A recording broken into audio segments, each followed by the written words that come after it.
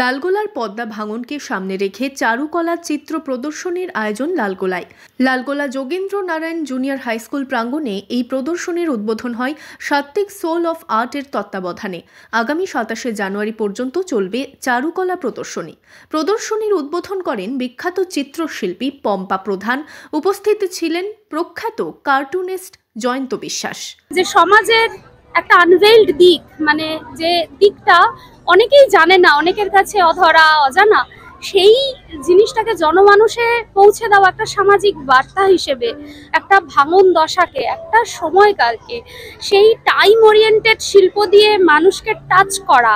কিছু ছবির সামনে এসে মানুষ মৌন হতে বাধ্য হয়, মানে কিছু ছবির সামনে এসে মানুষ কিছু বলার মতো অবস্থায় থাকে না। তো গোটা এক্সিবিশন দেখার পরে, ট্রাভেল করার পরে যখন এখানে আসা, মানে পার্টিকুলারলি এই সেকশনটায় আসা, ভালো লাগা, বিস্ময়, মুগ্ধতা সব কাটিয়ে উঠে এই সেকশনটায় এসে মানুষকে কিছুক্ষণের জন্য মৌন হতেই হবে।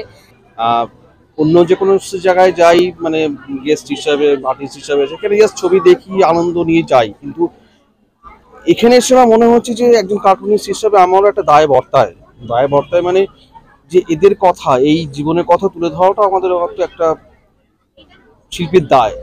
সুতরাং আমি আজকে এখানে এসে, আমি জানি না এখানকার মানুষজনকে আমি কি বলতে পেরেছি বা কি বোঝাতে পারলাম, কিন্তু আমি ব্যক্তিগতভাবে কিন্তু অনেক বেশি সমৃদ্ধ হলাম। আমি জানলাম, আমার নিজের রাজ্যটাকে জানলাম, বাংলাকে জানলাম, এবং কথা দিচ্ছি আমি আমার যতটুকুনি আমার ক্ষমতা আছে বা যতটুকুনি আমার পরিসর আছে, সেখানে আমি আমার শিল্প দিয়ে, আমার ছবি দিয়ে গঙ্গার এই ভাঙনকে তুলে ধরব। রং তুলি ক্যানভাসে উঠে এসেছে লালগোলার তারানগর এবং শামশেরগঞ্জের গঙ্গা ভাঙনের ভয়াবহতা।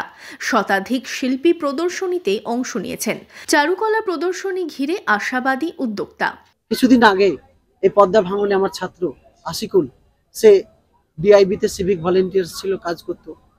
ওই ডিউটিরত অবস্থায় থাকতে থাকতে সাধারণ মানুষকে সেখান থেকে সরাতে সে নিজে একেবারে পদ্মার তলে চলে গেল। এখন পর্যন্ত তার ডেড বডিটা পাওয়া যায়নি।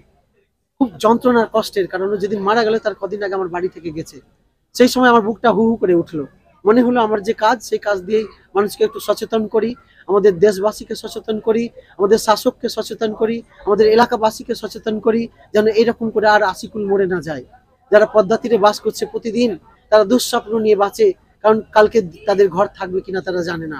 এটা আমার মনে হয়েছিল যে এটা একটা, আমি তো শিল্পী, ছবি আঁকি, তার ভিতর দিয়ে এটাকে সচেতন করতে চেয়েছি। লালগোলা থেকে মনোয়ারুল ইসলামের রিপোর্ট, ইমাজিন কমিউনিটি মিডিয়া।